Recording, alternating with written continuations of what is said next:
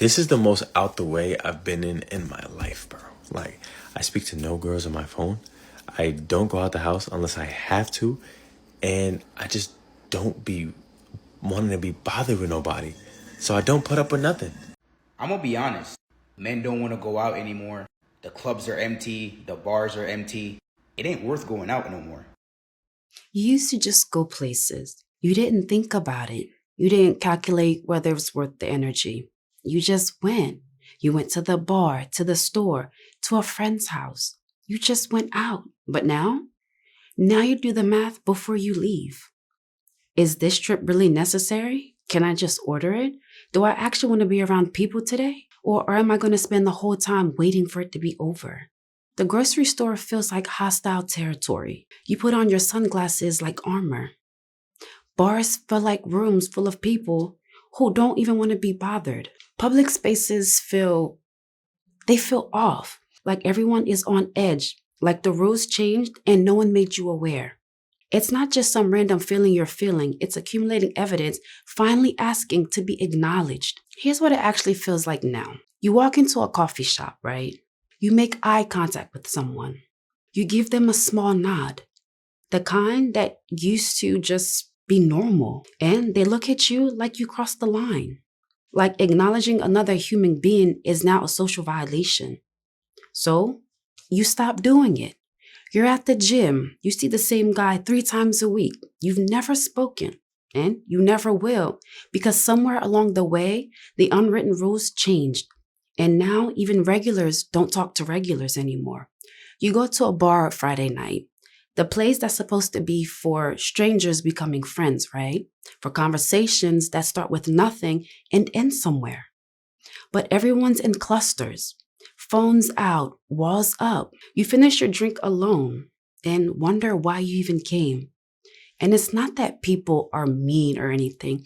It's worse than that. They're just absent, physically there, mentally somewhere else. You can even feel it. The whole room is filled with people who showed up but didn't really arrive. You start to wonder if it's you, or if you forgot to do this, or if everyone got a memo that you missed. But you go online and you see thousands of men describing the same exact thing, word for word, the same confusion, the same exhaustion, the same quiet question.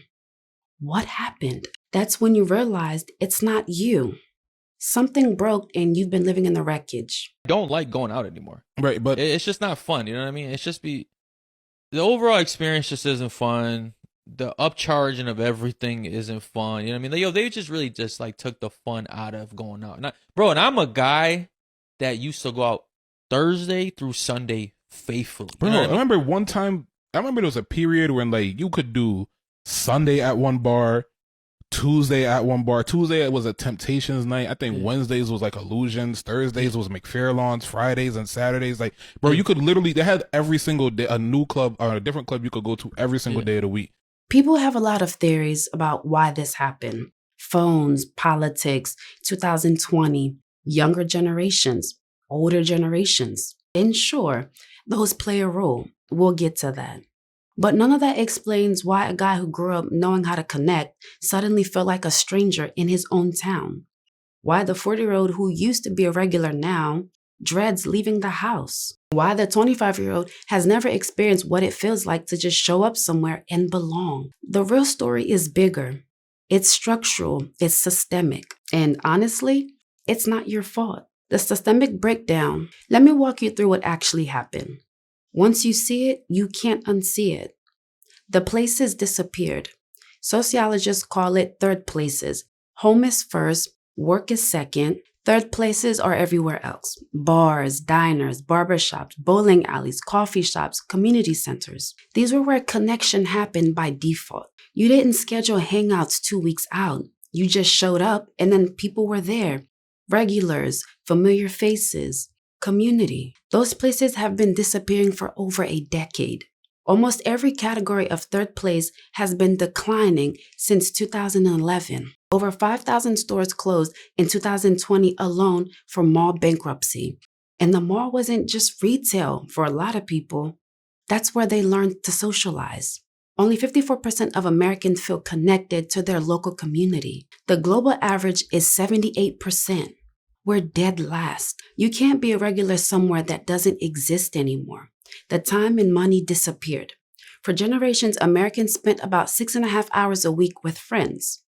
By 2019, before lockdown, that dropped to 4 hours, a 37% decline. Social evening with neighbors, cut in half since the 1970s. Teens went from 140 minutes with friends to just 40. Connection used to happen by accident. Boredom pushed you towards people. Now, connection requires scheduling, planning, effort most people don't have flexibility for. And even if you have the time, it now takes $119 to buy what $100 used to buy before 2020. Look, you don't want to do it. I know you don't want to do it. You're just doing it because your friends are doing it or because you're bored. Like, you'd rather wake up feeling good, feeling energized. You're sacrificing tonight for the entire day tomorrow and even into Monday. Is that worth it? It's not. To what? Waste money on alcohol, staying up late, and just riding all day? It's not worth it. I'm telling you, it's never worth it. There's only one way it's ever worth it, is if you haven't seen a certain group of people in many years or many months. That's the only time you should go for it. Going out isn't casual anymore. It's a budget line item. A night out costs what groceries used to. When survival takes everything that you have, socializing becomes a luxury. Men are doing the math. The math says, stay home. In 1972, nearly half of Americans said most people can be trusted. Today, it's barely a third. Only 1 in 4 Americans know most of their neighbors. 71% believe trust has gotten worse over the last 20 years. Think about what that means. When trust is gone, every interaction carries risks. Smiling at a stranger isn't friendly. It's suspicious. Small talk isn't normal. It's weird. Approaching someone isn't confident. It's threatening. We created an environment where the safest strategy is keeping to yourself. Then we wonder why people keep to themselves. In 1990, 55% of men had at least 6 close friends. Today, 27%. Cut in half. Men with 0 close friends went from 3% to 15%, a 5-fold increase. 1 in 5 single men now report having no close friends at all. Young men today are more likely to turn to their parents for emotional support than to friends. Complete reversal from 30 years ago. The infrastructure that helped men build friendship, work, church, neighborhood, local spots have been hollowed out. The conveyor belt that delivered friendship into your life, it just stopped. Here's where phone and social media come in, but not the way you've heard it. The screens didn't cause all this, but they filled the void. And in filling it, they made everything worse. Social media gives you snacks of connection instead of meals. You get the notification, the like, the dopamine hit. Your brain registers social rewards, but nothing real was exchanged. You're more connected than any generation in history, and lonelier than any generation on record. The phone became the default of the response for everything. Bored, phone. Lonely, phone. Anxious, phone. 5 minutes to kill, your phone. The thresholds for leaving the house keeps rising because everything you need, or everything that feels like what you need, is already in your hand. Going out used to compete with boredom. Now it competes with infinite entertainment. Infinite entertainment usually wins. One thing I've realized is that I don't enjoy being outside anymore.